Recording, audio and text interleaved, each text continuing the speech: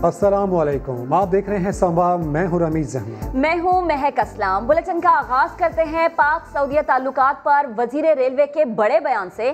शेख रशीद कहते हैं कि सऊदी अरब से ताल्लुकात में जो गलत फहमियां थीं वो दूर हो चुकी हैं। आर्मी चीफ के दौरे से और अच्छी खबरें आएंगी। दूसरी तरफ सऊदी सफीर ने गवर्नर पंजाब चौधरी सरवर से मुलाकात की। सऊदी सफीर ने यकीन दिलाया कि सऊदी हुकूमत पाकिस्तान की तरक्की में अपना किरदार अदा करती रहेगी।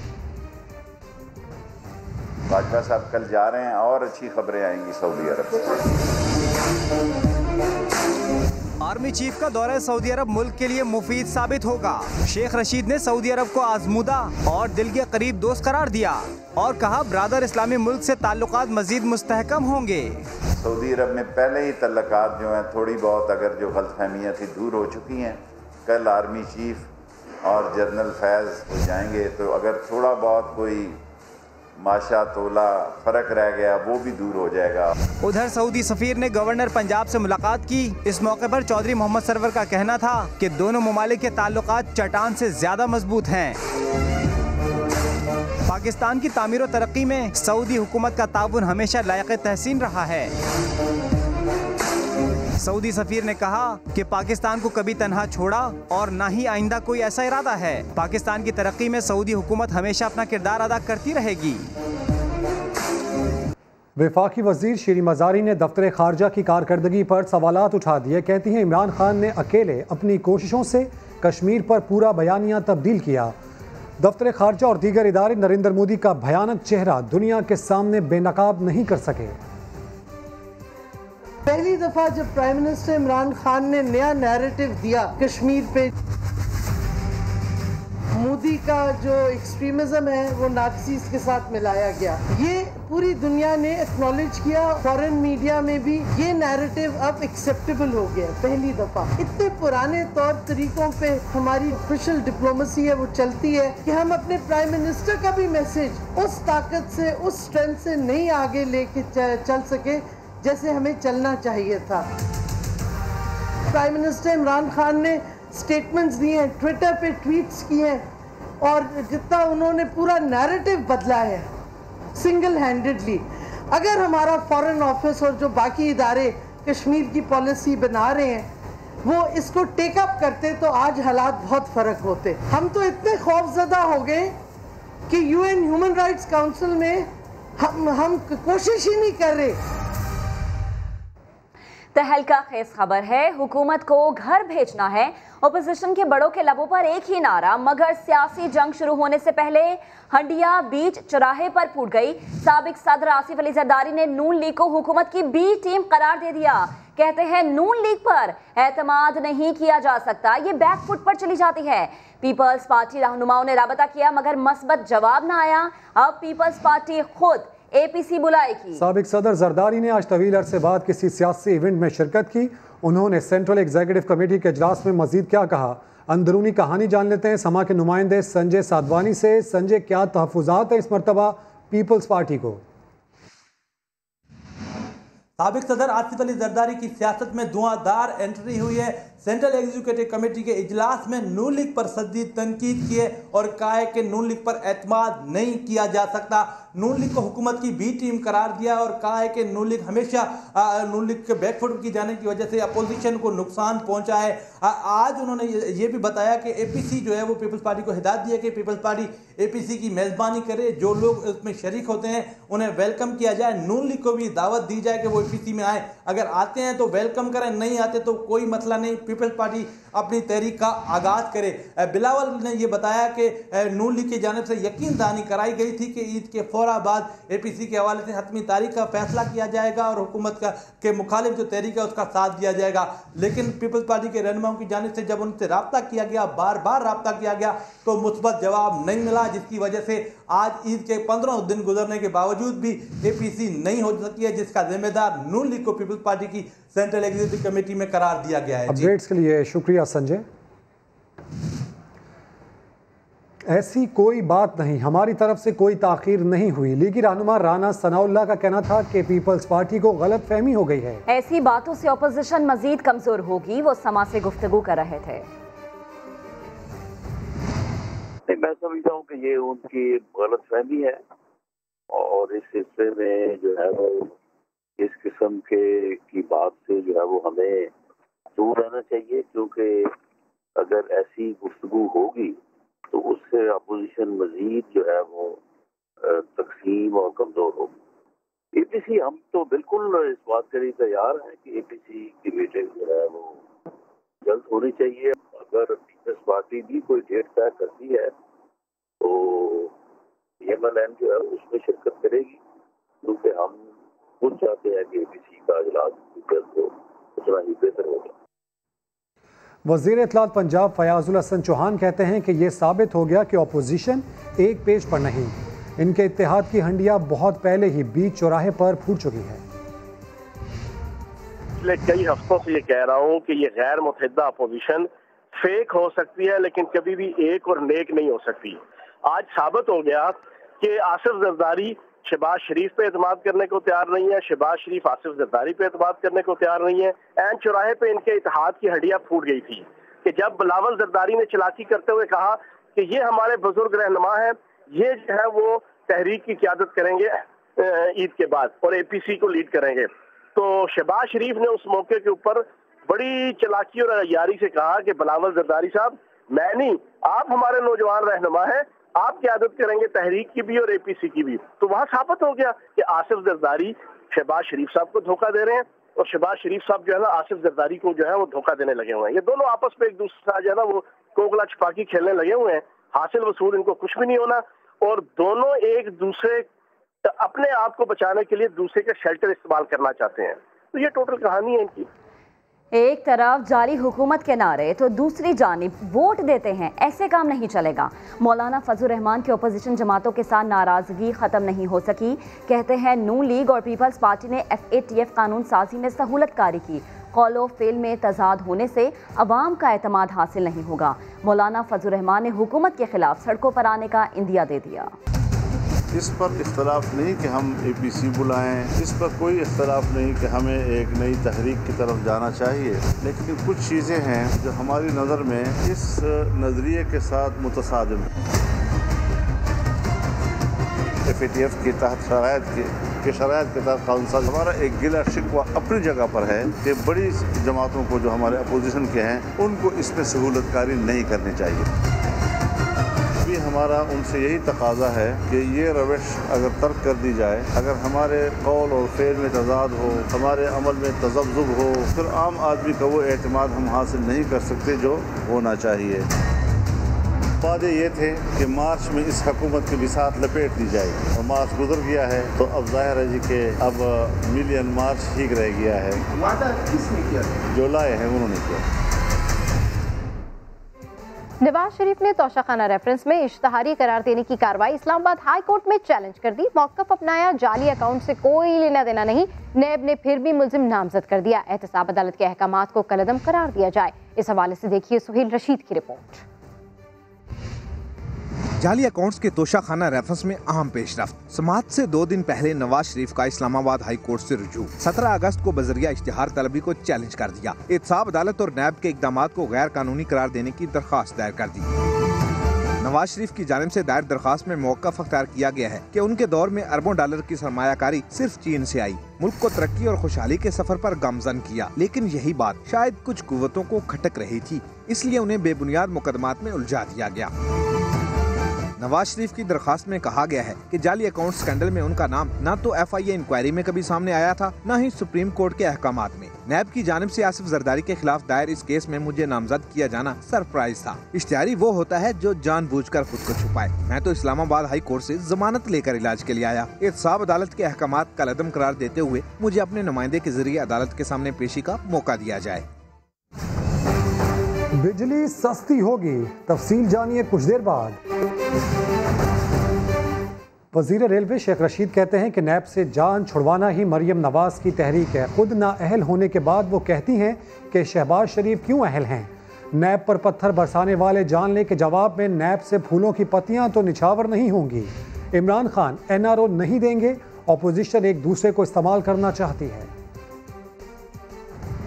मरियम साहबा वो खुद नाअहल हो चुकी हैं, वो चाहती हैं शहबाज क्यों इस तरह अहल फिर रहा है। अभी तक जितने पत्थर नैब पे पड़े हैं कोई नैब इनके जवाब में कोई फूलों की पत्तियां इन पे निछावर नहीं करेंगी। आज नवाज शरीफ जहां है वो मरियम की वजह से है, और अब शहबाज शरीफ को जहां पहुंचाना चाहती हैं वो मरियम पहुंचाना चाहती है। और शहबाज शरीफ और हमजा का केस सीरियस है। ये समझ रहे हैं कि मौलाना फजलुर रहमान को इस्तेमाल करेंगे, और फजलुर रहमान समझ रहा है कि वो सियासी तौर पर बच्चों को वर्गला सकेगा। दोनों भूल में है। फजलुर रहमान साहब जागते रहना, इनका एक ही मुतालबा है कि हमारी जान जो है हमारी केसों से छुड़ाई जाए, नैब को ही ख़त्म कर दिया जाए। इमरान खान के हाथों ये अपोजिशन जिच होगी, NRO नहीं मिलेगा। जब भी कभी वक्त आया, ये कभी वोटों पे पूरे नहीं उतरेंगे। केस है, टार्जन दोनों तरफ जाएगा।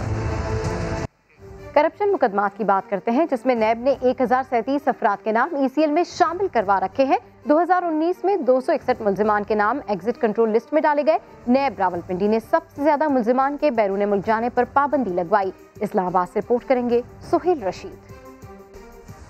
करप्शन के मुकदमे में मुलव्वस कोई मुल्ज़म मुल्क की हदूद से बाहर न जाने पाए। नैब की मां पर अब तक करप्शन के 1037 मुल्ज़मान के मुल्क छोड़कर जाने पर पाबंदी लगाई गई। नाम एग्जिट कंट्रोल लिस्ट में शामिल किए गए।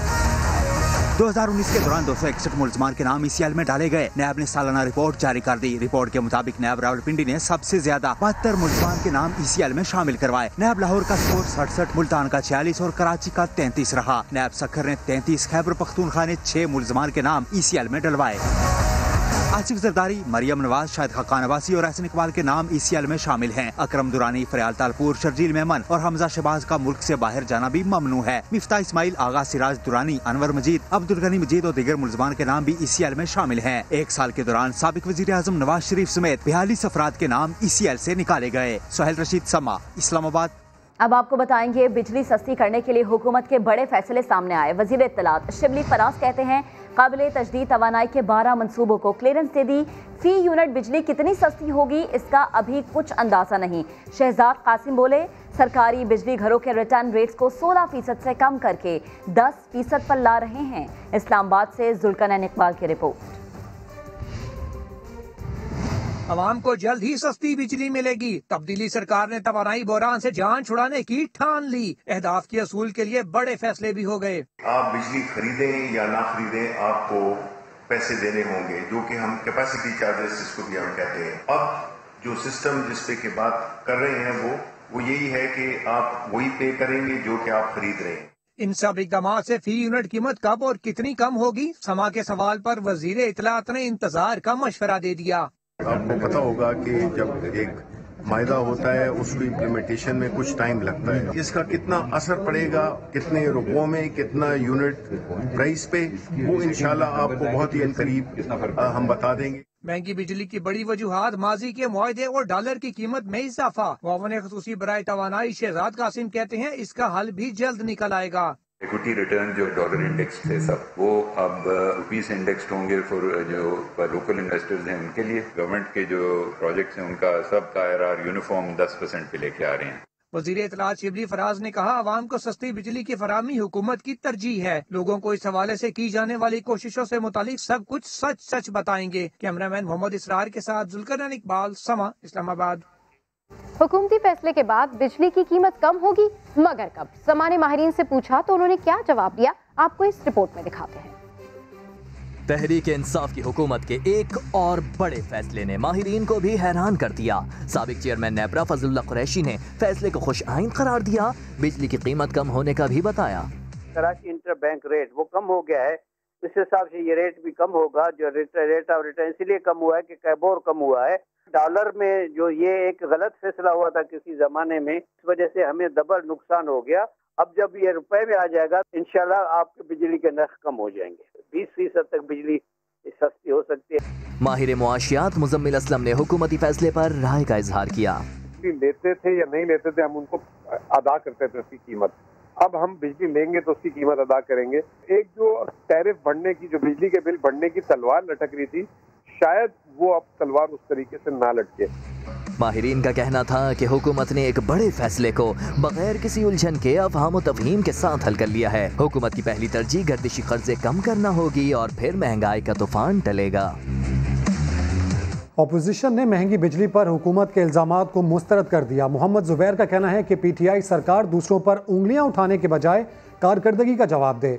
लतीफ़ खोसा कहते हैं कि तहरीक इंसाफ ने अपनी कोताहियों का मलबा माजी की हुकूमतों पर गिराने को वतीरा बना लिया है। साबिका हुकूमतों पर बिजली के महंगे मुआहदे करने का इल्जाम। अपोजिशन ने हुकूमती रहनुमाओं के दावों को मुस्तरद कर दिया। पीपी रहनुमा लतीफ़ खोसा कहते हैं दूसरों पर इल्जाम तराशी करके हुकूमत अपनी नाअहली नहीं छुपा सकती। कब तक ये हमारे ऊपर डालते रहेंगे? अरे बाबा 2 साल हो गए हैं, बस करो, अपना तो जवाब दे दो। जब फिर आप इनसे सवाल करेंगे कहेंगे जी पिछले करते हैं। मुस्लिम लीग नून के रहनुमा मोहम्मद जुबैर ने कहा कि अजीब हुकूमत आई है जो कोई जिम्मेदारी लेने को तैयार ही नहीं। पिछली हुकूमतों पर सारा ब्लेम डाल दिया। आप पिछले 2 साल से आपने क्या ट्रांसमिशन लाइंस बिछा दी, आपने क्या बिजली के नए मंसूबे शुरू कर दिए, क्या आपने सस्ते मंसूबे शुरू कर दिए। हम LNG के जो मंसूबे लगाए थे हमने, अगर वो महंगे होते तो आप वो प्राइवेटाइज कैसे कर रही? मोहम्मद जुबैर ने कहा कि हर आने वाली हुकूमत को चैलेंजेस का सामना होता है। मुस्लिम लीग ने तो अपने दौर में बिजली के नए मंसूबे लगाए ताकि आवाम को लोड शेडिंग से निजात मिल सके। इसी मामले से मुतालिक अहम खबर है, हुकूमत और बिजली घरों के दरमियान बड़ी मुफाहिमत। मुसव्विदा समा ने हासिल कर लिया। नेपरा और काबीना से मंजूरी मिल गई तो 1300 अरब रुपए की बचत होगी। नेपरा बतौर रेगुलेटर मजीद बाइख्तियार होगा, महाना मुनाफे का हिसाब भी लगाएगा। जायद मुनाफे की सूरत में बिजली घरों से रकम वसूल करने की शिक भी शामिल है। दस्तावेज के मुताबिक डॉलर का निर्ख 145 रुपए पर मुंजमद कर दिया जाएगा। इसी पर अपडेट्स हासिल करेंगे समा के नुमाइंदे शकील अहमद से। शकील, मजीद क्या कुछ है इस मुसव्वदे में? देखिए, मुसव्वदे के मुताबिक 1994 और 2002 की पावर पॉलिसी और विंड पावर पर चलने वाले जो बिजली घर हैं उनके साथ हुकूमत ने MOU साइन किए हैं। जाहिर है नेपरा और काबीना से मंजूरी के बाद इस पर हतमी मुआहदे भी किए जाएंगे और जो तखमीना लगाया गया है कि 1300 अरब रुपए का सालाना जो है वो बचत होगी हुकूमत को। और सबसे अहम बात यह है कि जो तखमीना है उसके मुताबिक 2 से 3 रुपए बिजली जो है फी यूनिट वो सस्ती होगी। गदशी कर्जे में कमी आएगी जो कि 2200 अरब रुपए से तजावुज़ कर चुके हैं। और इसी तरह जो जायद मुनाफा कमा रही थी IPPs, अब उनको रोकथाम होगी और अगर नाजायज़ मुनाफा वो कमाएंगी तो वो रिकवर किया जा सकेगा, क्योंकि नेपरा जो है उनके जो अकाउंट्स हैं उनकी जांच पड़ताल करेगा। साथ साथ डॉलर्स की बजाय अब रुपए में मुनाफा दिया जाएगा और 145 रुपये डॉलर का रेट जो है वो फिक्स किया जाएगा। और इसके अलावा जो लेट पेमेंट चार्जेस हैं उसकी बात में पहले 4.5% पड़ते थे प्लस काइबोर, लेकिन अब वो 2% पर इत्तफाक किया गया है। और इसके साथ हतमी मुआहदे के लिए ज़ाहिर काबीना से मंजूरी भी होगी और जो मकामी सरमायाकारी होगी उस पर 17% और जो गैर मुल्की फिक्स जो रजिस्टर्ड सरमायाकार हैं उनको 12% जो है वो मुनाफा मिलेगा। और 40 और 60% जो है वो ऑपरेशनल जो अखराजात हैं उसकी मद में जो बचत होगी वो हुकूमत के साथ शेयर करना पड़ेगी।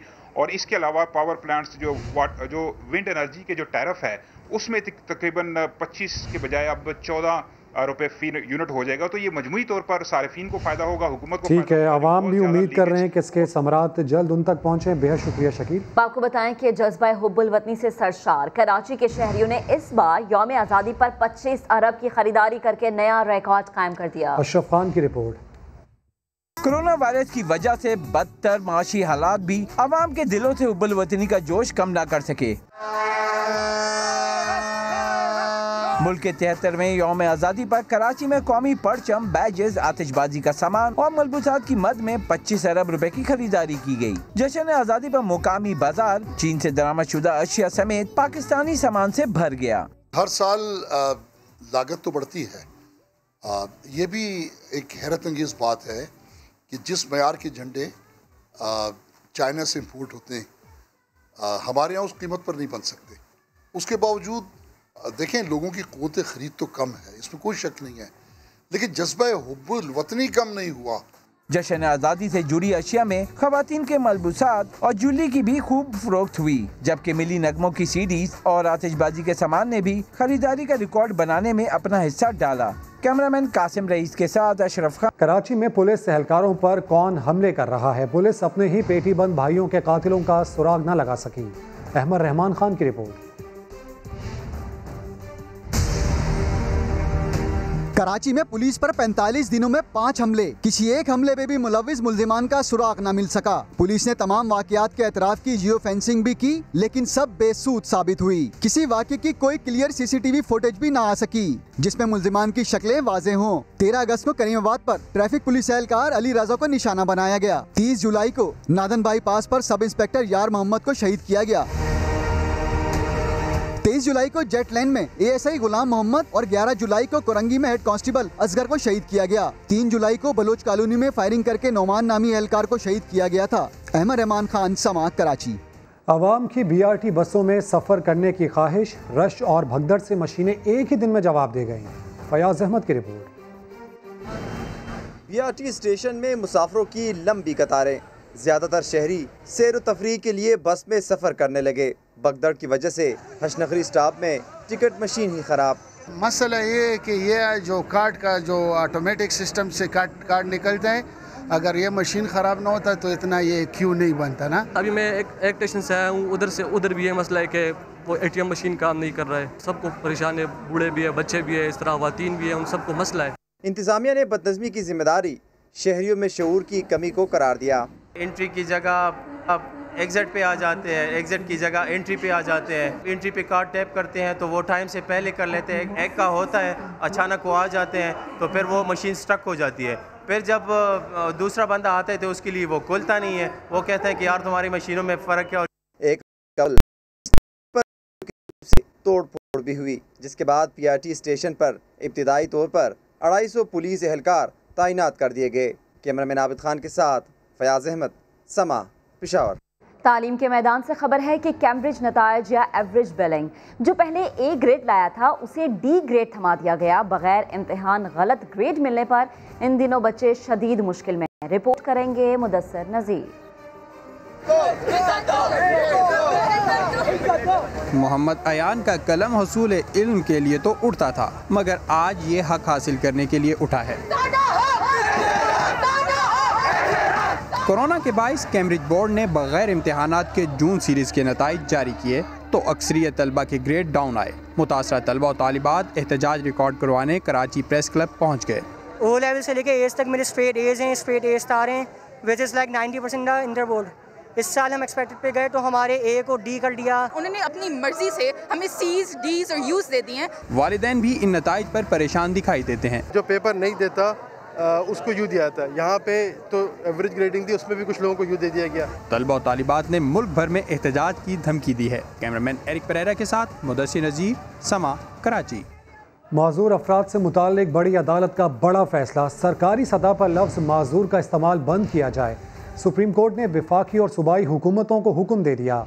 मुलाजमत में कोटे से मुताल्लिक केस पर फैसला सुनाते हुए अदालत ने कहा कि मुनफरिद सलाहियतों के हामिल अफराद को माजूर कहने से उनकी इज़्ज़त नफ्स मजरूह होती है। आइंदा इस लफ्ज़ का इस्तेमाल न किया जाए। सुप्रीम कोर्ट ने हुक्म दिया कि सरकारी ख़त किताबत और नोटिफिकेशंस में माजूर की जगह माजूरी का हामिल शख्स या मुनफरिद सलाहियतों का हामिल शख्स लिखा जाए। अदालत ने दरख्वास्त गुजार उबैदुल्लाह को मुलाजमत न देने का लाहौर हाई कोर्ट का फैसला कालादम करार दे दिया।